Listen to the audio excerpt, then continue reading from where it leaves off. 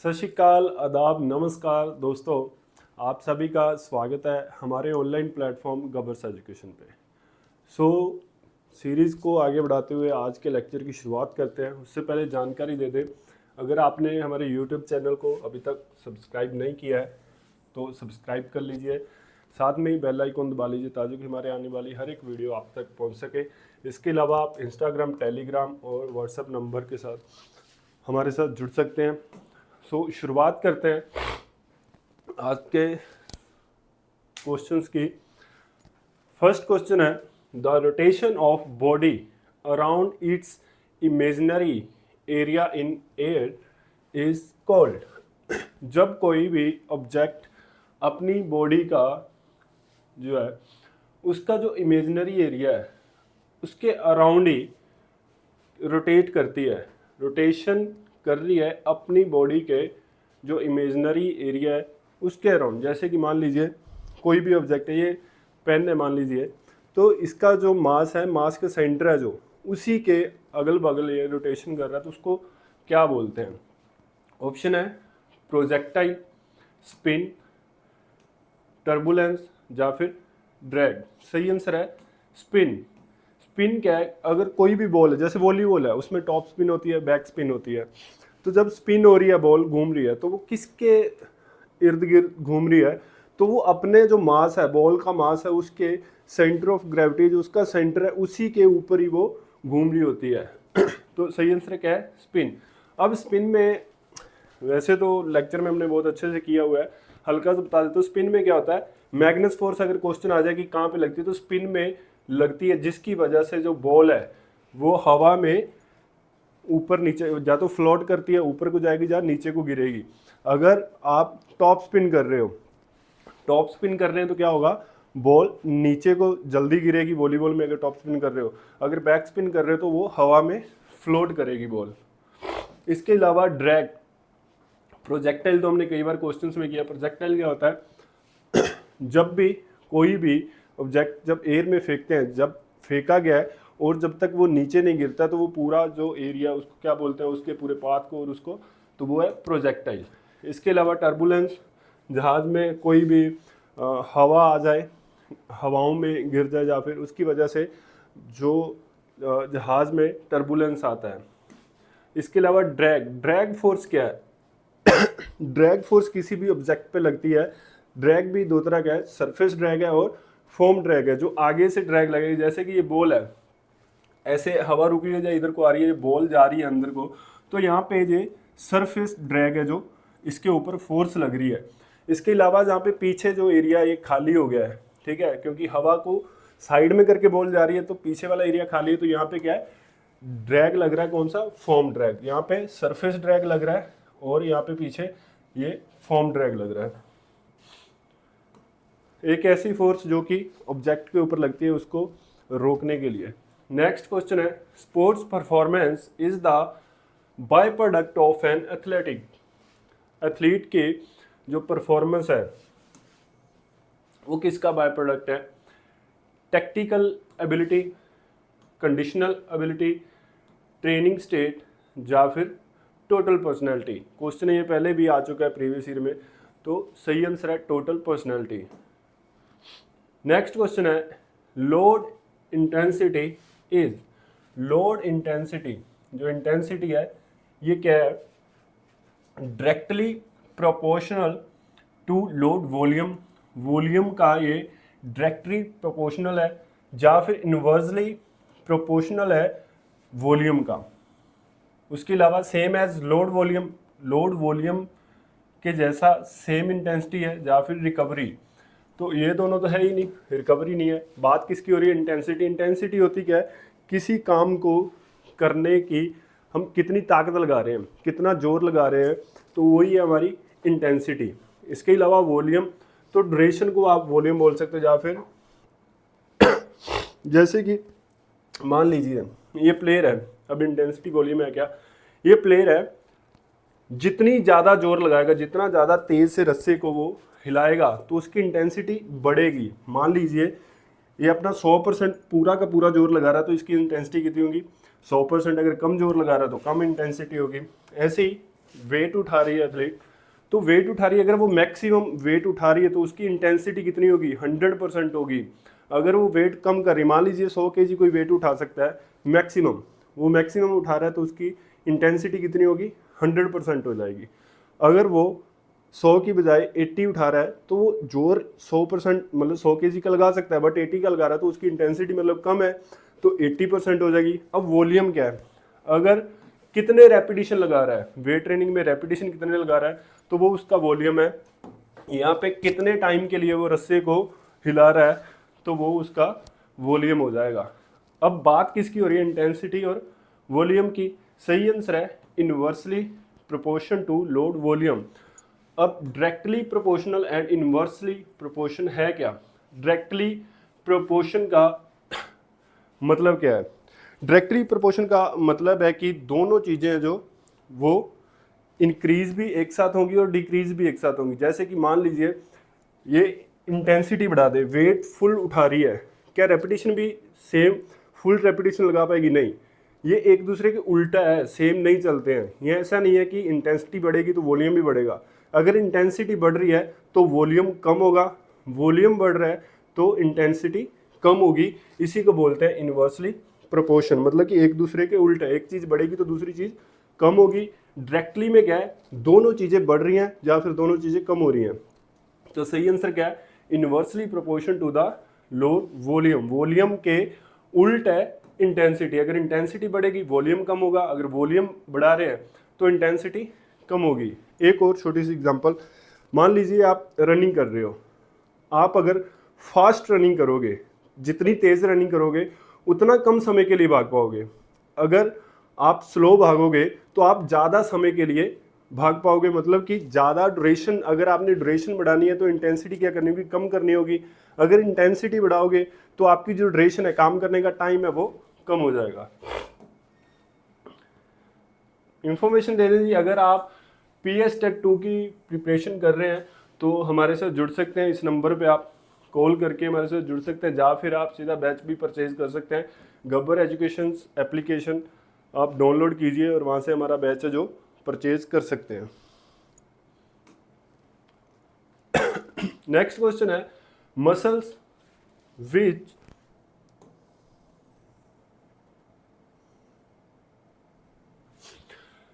muscles which relax at the times of bodily movement are, जब muscle relax करता है तो उसको क्या, कौन सा मसल होता है, वो क्या बोलते हैं, स्टेबलाइजर, एंटागोनिस्ट, या फिर अगोनिस्ट, या फिर न्यूट्रलाइजर्स। सही आंसर है एंटागोनिस्ट। जो अगोनिस्ट मसल है वो कौन सा है, प्राइमरी मूवर, जिसकी वजह से मूवमेंट हो रही है। अगर ऐसे कोई भी हम मूवमेंट कर रहे हैं तो ये मसल कौन सा हुआ, ये हो गया एगोनिस्ट। उसके अलावा अगर ये वाला कौन सा है, ये जो खिंच रहा है, ये एंटागोनिस्ट। अगर हम बाजू को ऐसे एक्सटेंड करेंगे तो ये मसल है जो खिंच रहा है, तो ये वाला कौन सा हो जाएगा, एंटागोनिस्ट। सॉरी, ये एंटागोनिस्ट था पहले, तो ये हो जाएगा एगोनिस्ट। और जो लंबा हो रहा है ये वाला मसल, वो कौन सा हो जाएगा, एंटागोनिस्ट। स्टेबलाइजर्स और न्यूट्रलाइजर्स। स्टेबलाइजर्स मसल्स कौन से होते हैं, ये मसल हमारे जॉइंट के आसपास होते हैं, जो कि हेल्प करते हैं प्राइमरी मूवर की। जो एगोनिस्ट मसल है उसी की हेल्प करते हैं, और ये रोकते हैं जो फालतू की मूवमेंट्स हैं उनको रोकते हैं। कैसे रोकते हैं, जैसे कि मान लीजिए हम ये वाली मूवमेंट कर रहे हैं, तो अगर आपने वेट उठाया हुआ, ऐसा तो नहीं है कि आपका हाथ ऐसे ऐसे ऐसे हिलते हुए ऊपर जा रहा है, हाथ बिल्कुल ऐसे स्मूथली ऊपर जा रहा है। ये वाली मूवमेंट, हर एक मूवमेंट स्मूथली होती है, किसकी वजह से हो रही है, तो वो हो रही है स्टेबलाइजर्स की वजह से। ऐसे न्यूट्रलाइजर्स है जो, ये भी सेम काम इनके ऑलमोस्ट सेम ही है, बट ये हेल्प कैसे कर रहे हैं, ये एज अ एंटागोनिस्ट हेल्प कर रहे हैं एगोनिस्ट मसल की। नेक्स्ट क्वेश्चन है, staircase tournament are type of. Staircase tournament कौन से टाइप का टूर्नामेंट है। ऑप्शन है staircase tournament, staircase तो ऑलरेडी है, तो अलग से एक टाइप नहीं है, एक किसी टाइप का आगे टाइप है। चैलेंज टूर्नामेंट, उसके अलावा लीग टूर्नामेंट, या फिर कॉम्बिनेशन टूर्नामेंट। सही आंसर है लीग टूर्नामेंट। लीग टूर्नामेंट का ये हिस्सा स्टेयर केस मेथड। होता है कि इसमें इस तरह से इसका जो पिक्चर है वो बनता है, इसलिए इसको स्टेयर की तरह या पौड़ियों सीढ़ियों की तरह है, इसलिए इसको स्टेयर केस मेथड बोला जाता है। अगर क्वेश्चन आ जाए कि ऐसा कौन सा मेथड है जिसमें बाई नहीं दी जाती, तो इस मेथड में कोई भी बाई नहीं दी जाएगी, कोई भी बाई नहीं होगी। इसमें 6 टीम का इन्होंने जो पिक्चर है वो बना रखा है, तो इसमें एक भी बाई नहीं है किसी भी टीम को। अगर 7 टीम भी होंगी तो भी बाई नहीं है, कितनी भी टीम हो इस मेथड में कोई भी किसी भी टीम को बाई नहीं मिलेगी, ये जरूर याद रखना। The production of glycogen from glucose is termed as, किसकी बात हो रही है? प्रोडक्शन ऑफ ग्लाइकोजन की, कहां से? ग्लूकोज से। जो भी हम खाना खाते हैं आखिरकार वो किस में चेंज हो रहा है? वो हो रहा है ग्लूकोज में। जो भी कार्ब्स हैं वो किस में चेंज हो रहे हैं? ग्लूकोज में। ग्लूकोज ही तो एनर्जी देता है, जितनी एनर्जी चाहिए उतनी मिल गई। उसके बाद एक्स्ट्रा जो वो किस में कन्वर्ट होती है? ग्लाइकोजन में। और ग्लाइकोजन सेव होता है कहाँ पे सेव होता है? हमारे लीवर में और हमारे मसल्स में। जितना सेव हो गया ठीक है, फिर जो बचा वो कहाँ जाएगा? एडिपोज टिश्यू में। तो अब बात हो रही है कि ग्लूकोज से जो ग्लाइकोजन हो रहा है उसको क्या बोलते हैं? ग्लाइकोजेनोलाइसिस, ग्लाइकोलाइसिस या फिर ग्लाइकोजेनेसिस। सही आंसर है ग्लाइकोजेनेसिस। तो इसको क्या बोला जाता है? ग्लाइकोजेनेसिस बोला जाता है।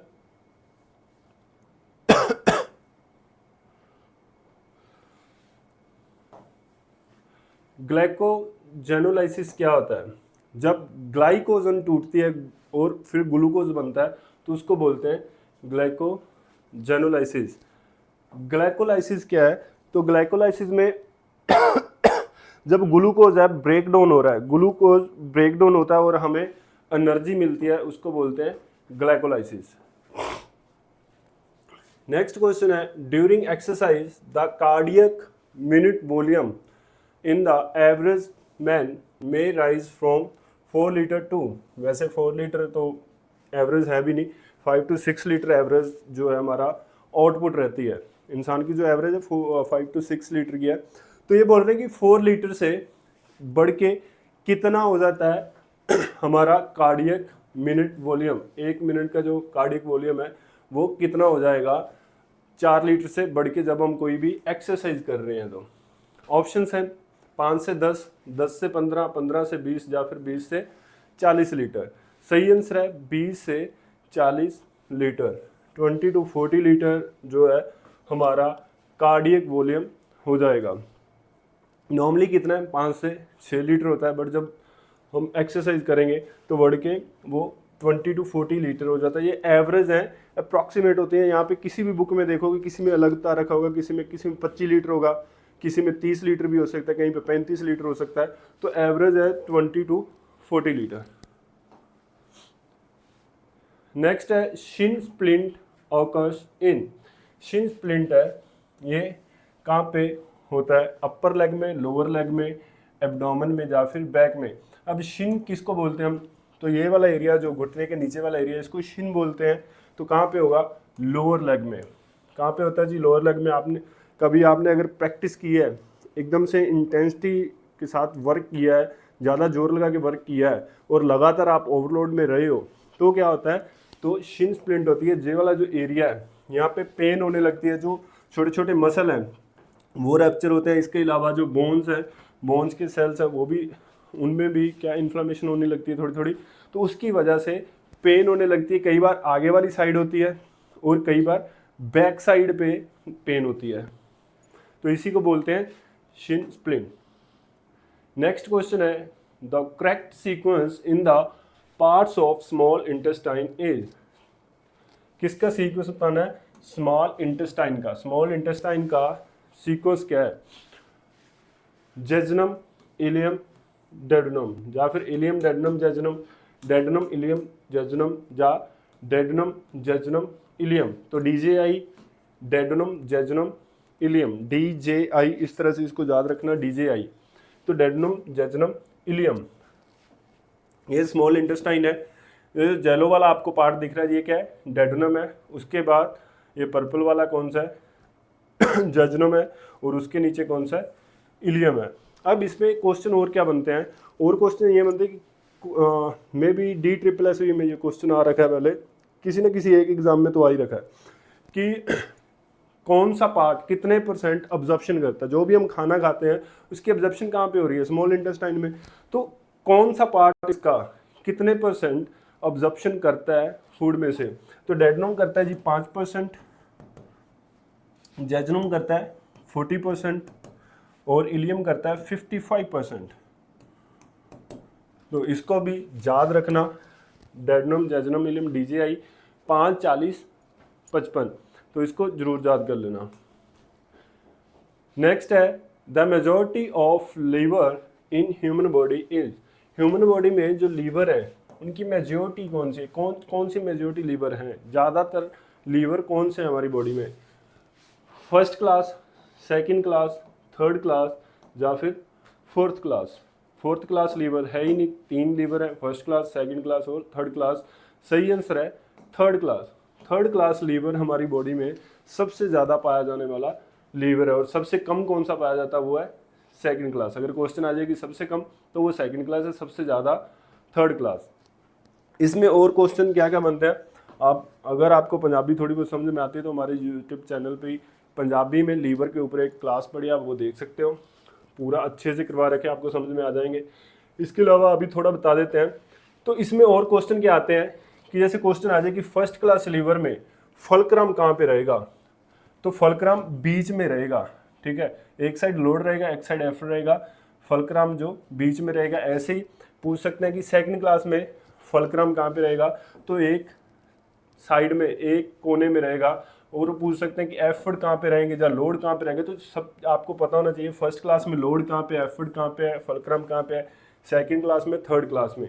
इसके अलावा आपको बोल सकते हैं कि सीजर, कैंची है जो, वो कौन से लीवर की एग्जाम्पल है, ठीक है। तो आपको पता होना चाहिए कि सीजर है जो, वो फर्स्ट क्लास की। कैसे, क्योंकि लोड है जो, जिस भी पेज को काटेंगे वो कहाँ पे आएगा, इस साइड आएगा। इसके अलावा घूम, उसकी जो रोटेशन हो रही है वो कहाँ पे हो रही है, यहाँ पे, इस पॉइंट पे, तो फलक्रम रहा यहाँ पे। उसके अलावा हम जब उंगली में डाल के उसको ऐसे करते हैं तो फोर्स कहाँ से लगा रहे हैं, उंगलियों से, यहाँ पे फोर्स लगा रहे हैं, एफर्ट यहाँ पे लगेंगे, तो फलक्रम आ गया बीच में, बीच में आ गया जी फलक्रम। एफर्ट जो लगा रहे हैं हम वो कहाँ पे है, ये इस जगह पे, और एक साइड पे इस सिरे पे लोड आ गया। तो सीजर किसका हिस्सा है जी, फर्स्ट क्लास लीवर।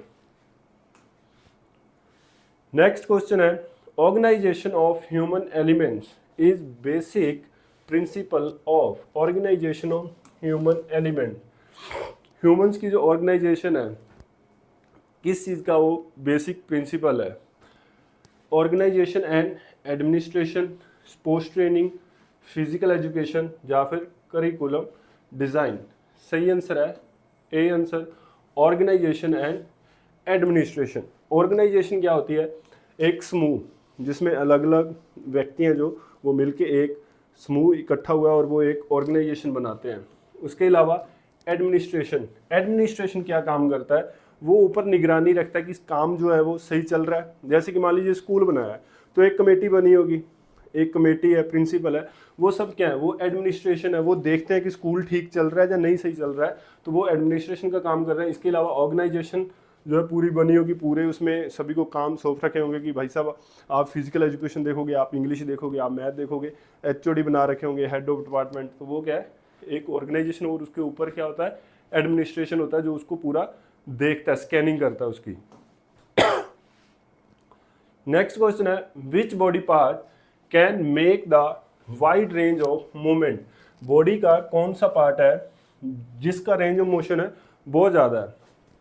ऑप्शंस हैं लेग और हेड या फिर नेक।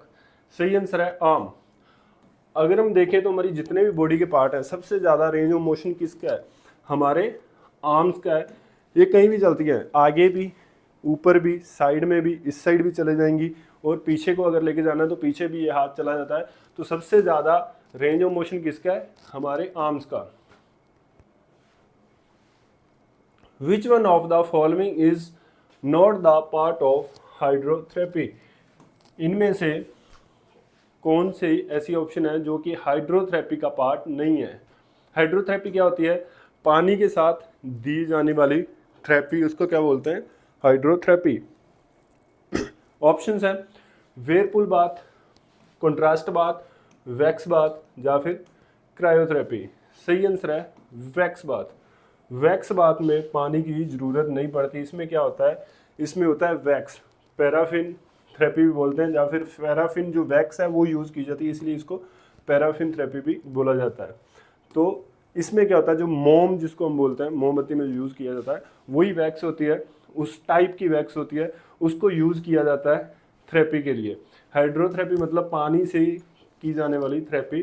तो वेयरपूल बाथ में पानी से थेरेपी होती है। कंट्रास्ट बाथ पहले कभी गर्म करना फिर ठंडा करना, मतलब गर्म पानी में पहले पाँव डाल लिया, पाँव की इंजरी है तो, फिर ठंडे पाँव में, फिर गर्म पाँव में, फिर ठंडे पाँव में, तो वो क्या है, कंट्रास्ट बात है। क्रायोथेरेपी, इसको आइस थेरेपी भी बोलते हैं, ठंडा करना। अगर आइस थेरेपी है तो आइस किससे बनी हुई है, वो भी तो पानी से बनी हुई है। नेक्स्ट क्वेश्चन है learning of physical skill is concern with. Physical skills अगर आप सीख रहे हो, लर्न कर रहे हो, तो वो किससे कंसर्न है, कॉग्निटिव लर्निंग से, अफेक्टिव लर्निंग, मोटर लर्निंग, या फिर ऑल ऑप्शंस आर राइट। सही आंसर है मोटर लर्निंग। साइकोमोटर लर्निंग में हम क्या सीखते हैं, कोई भी स्किल सीखनी है, ठीक है, तो फिजिकल स्किल्स है, मैंने जो भी है वो किस में आएगी, साइकोमोटर में आएगी। इसके अलावा इफेक्टिव में क्या है, एटीट्यूड एंड सेल्फ, हम कितने अच्छे से सीख रहे हैं, हमारा दिल है, मन है या नहीं, मन से सीखना। कोग्निटिव मतलब मेंटल से, मेंटल स्किल, हमारी नॉलेज, वो सब क्या है, वो कोग्निटिव में आता है। नेक्स्ट है in which knockout type tournament loser team will play again.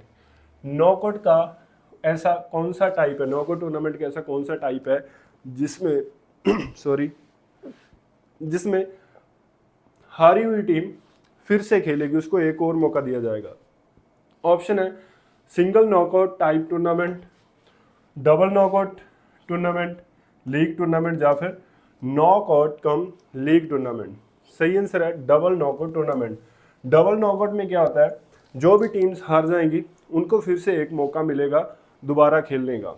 तो जैसे कि मान लीजिए पहले मैच हुआ, कोई भी टीम है, ए टीम है, इसको कर ही लेते हैं आज।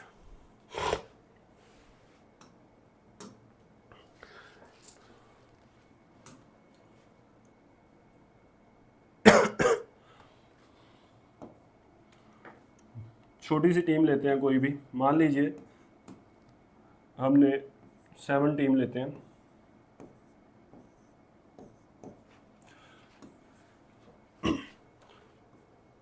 इसमें बाई कितनी मिलेंगी, एक बाई मिलेगी।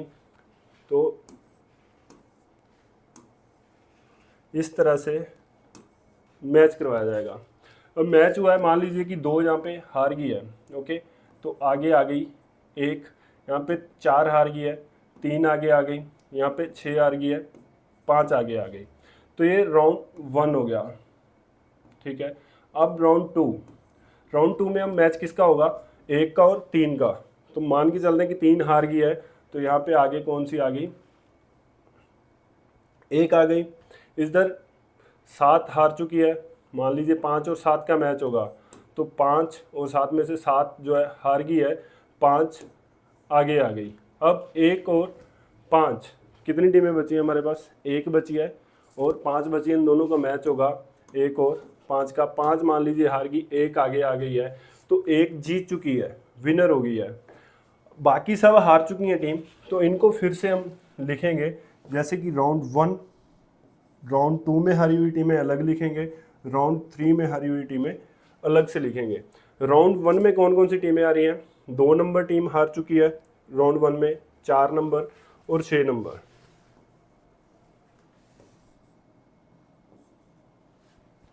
तो ये 3 टीमें हार गई। उसके बाद कौन कौन सी टीमें हमारी हैं जो हारी हैं, ऊपर से कौन कौन सी जीती हुई थी, 1 नंबर जीती थी और 3 नंबर, फिर 3 नंबर हारी है सेकंड राउंड में, और यहाँ पे 7 नंबर, 3 और 7, ये 2 टीमें सेकंड राउंड में हार गई। और थर्ड राउंड में 5 नंबर टीम है जो हार चुकी है। अब फिर से इनके मैच करवाए जाएंगे, फिर से इनके जब मैच करवाएंगे इन्हीं टीम्स के, तो हमारे हमारे पास जो टीम इनमें से फाइनल जीतेगी। अब इसमें भी मैच कैसे करवाने हैं, जैसे कि पहले इनका मैच होगा, फिर जहाँ पे 4 हार गई है, मान लीजिए 2 जीत गई, 2 और 6 का मैच हुआ, उसमें से 6, अब सॉरी 2 टीम बची हैं, तो वही 2 टीम आगे फिर इनके साथ मैच खेलेंगी। फिर कैसे होगा, 2, 3, 6 और 7, तो इनका मैच होगा। अब जब तक आगे वाली, जैसे पहले अभी एक मैच हुआ, 2 टीमें बची, आगे भी 2 हैं, तो मैच हो जाएंगे इनके ही। फिर आगे जब तक एक टीम नहीं बचेगी, इनके फिर मैच होंगे। 2 और 3 का हुआ, 3 हार गई मान लीजिए, 2 आगे आ गई, यहाँ पे 7 हार गई, 6 आगे आ गई। तो अब 2 और 6 का मैच होगा, और इनमें से मान लीजिए 6 हार गई है, 2 आगे आ गई है, तो इधर 2 एक अब बच गई, एक इधर पहले ऑलरेडी बची हुई राउंड 3 की, तो 2 और 5 का मैच होगा। जो भी जीतेगी, मान लीजिए 2 हार गई, 5 जीत गई है, तो 5 का फिर से एक के साथ जो पहले जीती हुई टीम है उसके साथ मैच होगा। जो भी टीम जीतेगी वो विनर है। अगर एक नंबर हार जाती है, क्योंकि इसका अभी तक एक ही मैच, इसने एक भी मैच नहीं हारा है, तो इसको एक फिर मौका मिलेगा। अगर 5 जीत गई, एक नंबर हार गई, तो इस टीम को फिर से एक मौका मिलेगा खेलने के लिए, क्योंकि हर एक टीम को 2 चांस मिलेंगे। एक बार वो हार सकती है, दूसरा चांस मिलेगा, तो एक तो अभी तक हार ही नहीं थी इससे पहले, अगर हार जाती है तो उसको फिर से मौका मिलेगा। नेक्स्ट क्वेश्चन है, muscle activity is entirely depend upon. Muscle activity है जो, वो किस चीज पे डिपेंड करती है? Supply of oxygen, blood and nerve supply, environmental stimulation, या फिर न्यूट्रिशनल इनपुट। सही आंसर है ब्लड एंड नर्व सप्लाई। अगर हमारे मसल को ब्लड नहीं मिलेगा, ऑक्सीजन नहीं मिलेगी, तो क्या वो काम नहीं करेगा। बट अगर उसको नर्व इम्पल्स नहीं मिल रही है, नर्व सप्लाई है जो, वो नहीं मिल रही है, तो भी हमारे मसल है जो काम नहीं करेंगे। जैसे आपने कभी देखा हो, व्हील चेयर पे किसी को देखा हो, तो उसके मसल्स डेड नहीं हुए हैं, मसल सही है उसके, उसका लेग के जितने भी सेल हैं वो डेड नहीं हुए, मतलब ब्लड की सप्लाई तो हो रही है उसको, बट उसको वो काम क्यों नहीं कर रही है उसकी लेग? क्योंकि नर्व की सप्लाई नहीं है, ब्रेन के साथ जुड़ी नहीं हुई है उसकी लेग है जो, उस ब्रेन के साथ नहीं जुड़ी है, नर्व की सप्लाई नहीं हो रही है, इसलिए वो लेग काम नहीं कर रही है, इसलिए वो बंदा व्हील चेयर पे है। तो दोनों चीज़ें बहुत ज़्यादा जरूरी हैं, ब्लड भी और नर्व सप्लाई भी। सही आंसर है बी आंसर। नेक्स्ट क्वेश्चन है, appropriate exercise to develop abdomen muscle is. Abdomen muscle को डेवलप करने के लिए कौन सी, इनमें से कौन सी एक्सरसाइज सबसे एप्रोप्रिएट है, सबसे अच्छी है? Bend and reach pause exercise, ये एक्सरसाइज कौन सी है? ये वाली। उसके बाद है चिन up and the bar. Chin up, sit up with folded knees, sit up कर रहे हो नी को फोल्ड करके, यहाँ पे सिट अप है, या फिर ये रहे सिट अप कर रहे हैं। कैलिस्थेनिक एक्सरसाइज, ये सारी की सारी कैलिस्थेनिक एक्सरसाइज है। तो कौन सी एक्सरसाइज है जो हमारे एब्डोमिनल के लिए, एब्डोमेन मसल जो पेट के मसल है उनके लिए अच्छी है? तो सिटअप, सिटअप विथ फोल्ड नी को फोल्ड करके सिटअप करते हैं, तो इफेक्ट कहाँ पे ज़्यादा पड़ता है? हमारे मसल्स पे, पेट के जो मसल है वहीं पे सबसे ज़्यादा इफेक्ट पड़ता है, और बहुत ही ज़्यादा इफेक्टिव एक्सरसाइज है। इन एक्सरसाइज के अगर देखें तो इनमें से सबसे ज़्यादा इफेक्टिव कौन सी है? Sit up with folded knees. Next question है, द फर्स्ट 4 एस्पेक्ट्स ऑफ अष्टांग योग has the following correct sequence. अष्टांग योग की बात हो रही है, तो अष्टांग योग का सबसे पहले नाम ही क्यों है, अष्टांग क्यों है? क्योंकि इसके 8 अंग हैं, 8 अंग अष्टांग, तो इसका नाम इसलिए 8 अंग हैं। इसके कौन कौन से हैं? यम, नियम, आसन, प्रणाम, प्रत्याहार, ध्यान, धारणा, समाधि। तो अब देखो इसमें से सीक्वेंस किसका ठीक है? जम, नियम, आसन, प्रणाम। नियम जम आसन प्राणायाम सही नहीं है, आसना प्राणायाम जम नियम, प्राणायाम आसना नियम जमा नहीं। सही कौन सा है? जम, नियम, आसन, प्राणायाम, प्रत्याहार, ध्यान, धारणा, समाधि। नेक्स्ट है, the first step in the treatment of sports injury is. Sports injury में जो ट्रीटमेंट होता है उसका सबसे पहले स्टेप कौन सा होगा? क्रायोथेरेपी, हाइड्रोथेरेपी, इलेक्ट्रोथेरेपी या फिर थर्मोथेरेपी? सबसे पहले क्या होगा? क्रायोथेरेपी, मतलब उसको ठंडा करेंगे, आइसिंग का यूज़ करेंगे, क्रायोथेरेपी होगी। अगर हम राइस की बात करें तो सबसे पहले फर्स्ट एड क्या दी जाती है इंजरी में? राइस दिया जाता है। इसमें भी हम क्या करते हैं? आइसिंग देते हैं, तुरंत क्या करते हैं? आइसिंग देते हैं। तो सबसे पहले क्या होगा? क्रायोथेरेपी होगी। Sorry. Soleus muscle is located in, soleus muscle कहाँ पे लोकेट है? लोअर लेग में, फोर आर्म में, ट्रंक में या फिर अपर लेग में? तो सोलियस मसल कहाँ पे होता है? हमारे लोअर लेग में होता है। ये बैक साइड जो कि यहाँ पे एडी के साथ जुड़ा हुआ है, हमारे पाँव को मूवमेंट करवाता है। और इसके ऊपर कौन सा मसल होता है? वो होता है गैस्ट्रोस्नीमियस, काफ मसल जिसको बोलते हैं। गैस्ट्रोस्नीमियस इसके नीचे मसल होता है, थोड़ा छोटा मसल है उससे। कौन सा muscle? Soleus muscle. Next question है, how many medals did India win in London Olympic? London Olympic में इंडिया ने कितने मेडल जीते थे 2012 में? ऑप्शन है 4, 2, 6 या फिर 7। सही आंसर है 6 मेडल। 6 मेडल इंडिया ने जीते थे। ऐसी क्वेश्चन किसी भी ओलंपिक आ सकता है, इसलिए जो डाटा है वो मैंने आगे शेयर किया है, क्योंकि वैसे मिल जाएगा ऑनलाइन, सारा डाटा मिल जाएगा, बट मैंने ऐड कर दिया है। आप वीडियो को पॉज करके उस डाटा को देख सकते हैं। ये भी डाटा दे रखा है यहाँ पे भी, इसके अलावा अच्छे से आगे दिया हुआ है। इसमें मोस्टली जो क्वेश्चन बनते हैं ऐसे बनते हैं, जैसे कि सबसे पहला मेडल किसका आया था? ठीक है, फर्स्ट मेडलिस्ट और फर्स्ट इंडिविजुअल मेडलिस्ट। वैसे कई जगह पे नॉम पिचर्ड को मानते नहीं है कि पहला मेडल इनका आया था। ठीक है, कई मानते नहीं है। कई क्या बोलते हैं, इंडिविजुअल में फर्स्ट मेडल केडी जादव का बोलते हैं कि इनका 1952 में आया था। हालांकि उनका सेकंड पेरिस ओलंपिक जो हुई थी 1900 में, उनमें आया था, एथलेटिक में आया था। उनके 2 मेडल आए थे, सिल्वर मेडल आए थे। उसके अलावा first individual medallist after independent, after independent किसका है?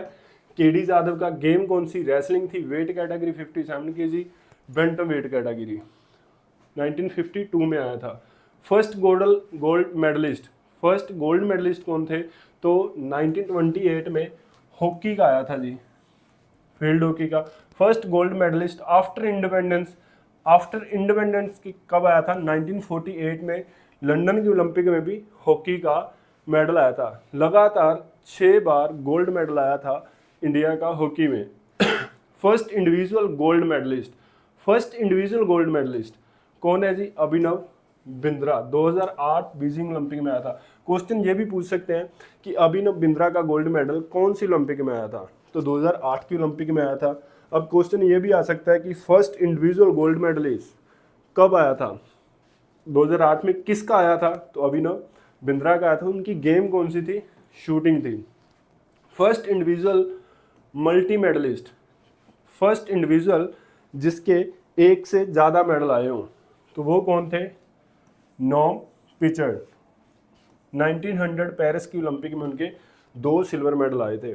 First individual multi medallist after independent, independent के बाद किसके 2 मेडल आए थे? तो वो आए थे सुशील कुमार के। 2008 में मेडल आया था ब्रॉन्ज, 12 में आया था सिल्वर, तो इनके 2 मेडल आए हैं। फर्स्ट फीमेल मेडलिस्ट, सबसे पहली फीमेल मेडलिस्ट कौन थी? तो वो थी कर्णम मलेश्वरी। कब आया था? तो इनका 2000 सिडनी ओलंपिक में आया था। वेट लिफ्टिंग की ये प्लेयर है और ब्रॉन्ज मेडल आया था इनका। ऐसे ही फर्स्ट फीमेल मल्टी मेडलिस्ट, पहली फीमेल जिसके एक से ज़्यादा मेडल आए कौन थी? पीवी सिंधु है। इनका 2016 में और 2020 में मेडल आया। 16 में मेडल था सिल्वर और 20 में है ब्रॉन्ज। इसके अलावा बाकी भी डाटा दे रखा है, जैसे कि मेडल, कौन सा मेडल किसका आया, कौन सी गेम में आया, इसके अलावा कौन से ईयर में आया, स्पोर्ट्स कौन सी थी, उसकी गेम कौन सी थी, इवेंट कौन सा था और डेट क्या थी। तो ये सब डाटा जो वो मैंने इसमें शेयर कर दिया है। इसको आप पॉज करके वीडियो को देख सकते हो, या फिर ऑनलाइन भी ये सारा डाटा आपको मिल जाएगा अगर आप देखना चाहो तो। कौन कौन सी गेम में कितने कितने मेडल आए हैं? शूटिंग में 4 मेडल आ चुके हैं, एथलेटिक में इंडिया के 3 मेडल हैं, रेसलिंग में 7 मेडल हैं, बैडमिंटन में 3 है, इसके अलावा वेट लिफ्टिंग में 2 है, बॉक्सिंग में 3 है, एक किस में है जी, टेनिस में, और फील्ड हॉकी में 12, शूटिंग में 4 हैं। तो टोटल कितने हैं, 35 मेडल हैं इंडिया के। नेक्स्ट क्वेश्चन है the total air capacity of lung is, lungs की टोटल एयर कैपेसिटी कितनी है, 2.3 लीटर, 5 लीटर, 6 लीटर, या फिर ऑल ऑप्शंस आर रॉन्ग। सही आंसर है 6 लीटर। कई जगह पे 5.5 to 6 लिखा होगा, कई जगह पे 5 to 6 लीटर भी लिखा होगा। जो प्रीवियस ईयर का क्वेश्चन है इन्होंने 6 लीटर बोला है। अब टोटल एयर कैपेसिटी है क्या, होती क्या है, पूरी जो सांस हम लेते हैं और छोड़ते हैं, इसके अलावा जो अंदर बच जाती है वो भी सब मिला के क्या होता है, हमारी टोटल लंग कैपेसिटी होती है। नॉर्मली हम सांस कितनी लेते हैं, सिर्फ ये वाला हिस्सा, इतनी सांस हम नॉर्मली लेते हैं और इसको क्या बोलते हैं, टाइडल वॉल्यूम।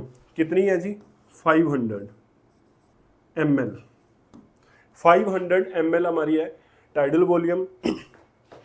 इसके अलावा हमारी वेटल कैपेसिटी क्या है, वेटल कैपेसिटी मतलब कि हम पूरा फोर्सफुली जो सांस है उसको छोड़ते हैं, तो कितनी सांस हम छोड़ सकते हैं, तो वो है यहाँ से लेके यहाँ तक, कितनी है जी, 3500 से 4000 ml। उसके बाद अगर इसमें रेजिडुअल वॉल्यूम को भी डाल दें, रेजिडुअल वॉल्यूम कौन सी होती है, जब हम सांस छोड़ते हैं तो भी हमारे अंदर जो सांस रह जाती है, जो हवा रह जाती है, उसको बोलते हैं रेजिडुअल वॉल्यूम। ये कितनी होती है, तो ये होती है 1200 ml। और इन सभी को जोड़ दें तो हमारी क्या निकल आएगी, total lung capacity. Next question है what type of tissue is bone marrow, bone marrow के जो टिश्यू हैं वो किस टाइप के होते हैं, एडिपोज, कनेक्टिव, एरियोलर, या फिर सेलुलर। सही आंसर है कनेक्टिव टिश्यू।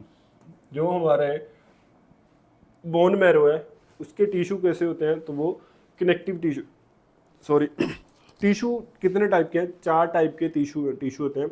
एपिथेलियल टिश्यू है, उसके बाद कनेक्टिव टिश्यू है, मसल टिश्यू है, और नर्व टिश्यू है। 4 तरह के टिश्यू है, connective tissue, epithelial tissue, muscle tissue और नर्व टिश्यू। एपिथेलियल टिश्यू हमारी जो स्किन है ये किसकी बनी हुई है, एपिथेलियल टिश्यू की। इसके अलावा हमारे बॉडी के इंटरनल ऑर्गन्स के जो लेयर है, जैसे कि ये फूड पाइप और सांस की जो नाली है, उसकी जो अंदर वाली लेयर है वो भी एपिथेलियल टिश्यू की है। मसल टिश्यू, मसल किससे बने हैं, मसल टिश्यू से। नर्व्स टिश्यू हमारा ब्रेन, हमारा पूरा नर्वस सिस्टम किससे बना है, नर्व्स टिश्यू से। और कनेक्टिव टिश्यू में क्या क्या है, हमारा ब्लड है, कार्टिलेज है, बाकी जितना कुछ भी है वो सब किस में आ रहा है, एडिपोज टिश्यू, ये भी किसका पार्ट है, कनेक्टिव टिश्यू का ही पार्ट है।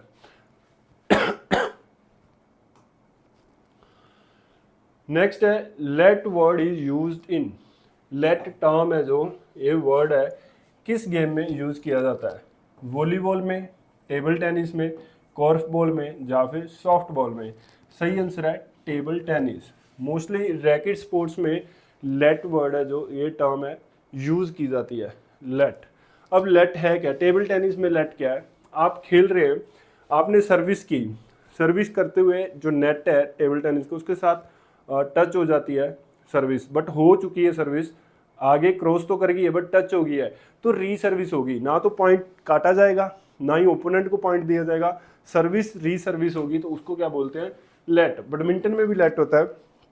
मान लीजिए आपने सर्विस करवा दी है, सर्विस करवाई है, बट आगे वाला जो प्लेयर है वो कॉन्शियस नहीं था, उसका ध्यान कहीं और था, आपने जल्दी जल्दी में सर्विस करवा दी, तो ऑफिशियल क्या है, लेट देता है, री सर्विस देगा कि सर्विस दोबारा कीजिए, जो आगे वाला ओपोनेंट है उसका ध्यान नहीं था। First class liver is capable of magnifying, first class liver है जो वो किस चीज़ के कैपेबल है। ऑप्शन है force and balance, only speed, only strength, या फिर फोर्स एंड स्पीड बोथ। सही आंसर है फोर्स एंड बैलेंस। बैलेंस कौन बनाता है, हमारा फर्स्ट क्लास लीवर। जैसे कि फर्स्ट क्लास लीवर एग्जांपल है हमारी बॉडी की, मसल है जो पीछे यहाँ पे जुड़े हुए हैं हमारे सिर के साथ, ये साइड, और आगे जो है ज़्यादा वेट है, ठीक है, तो इसको हम ऐसे रहते हैं, तो ये जो बैलेंस कर रहा है ये कौन कर रहा है, हमारे जो पीछे वाले ये वाले मसल हैं ये इसको खींच रहे हैं, यहाँ से पकड़ के इसको यहाँ से जुड़े हुए हैं, तो इसको स्कल को खींच रहे हैं ताकि कि हम सीधे रह सके, सीधे देख सके। अगर और ज़्यादा खींचेंगे तो ऊपर जाएंगे। तो ये पूरा बैलेंस का काम कौन कर रहा है, तो ये फर्स्ट क्लास लीवर है। फल्क्रम कहाँ पे है, बीच में है, उसके पीछे इस साइड एफर्ट है और इस साइड लोड है। तो फोर्स एंड बैलेंस। स्पीड कहाँ पे मिलती है हमें, थर्ड क्लास लीवर में। स्ट्रेंथ कहाँ पे है, सेकंड क्लास लीवर में। तो ये थे हमारे आज के क्वेश्चन। अगर आप हमारे साथ जुड़ना चाहते हैं, PS टेट 2 का बैच चल रहा है, अगर आप तैयारी करना चाहते हैं तो इन नंबर पे कॉल करके आप हमारे साथ जुड़ सकते हैं और तैयारी कर सकते हैं। हमारे चैनल को सब्सक्राइब कर लीजिए। इंस्टाग्राम पे, टेलीग्राम पे और व्हाट्सएप पे भी हम आपको मिल जाएंगे। इस नंबर पे आप व्हाट्सएप पे अपनी सजेशन फीडबैक दे सकते हैं। तो thank you for watching and हमारे साथ जुड़ने के लिए आपका धन्यवाद। सो अगर आपको हमारी क्लास अच्छी लग रही है तो हमारी क्लास को अपने दोस्तों के साथ शेयर कीजिए और लाइक कीजिए। फिर मिलेंगे और क्वेश्चंस के साथ अगली क्लास में। तब तक अलविदा।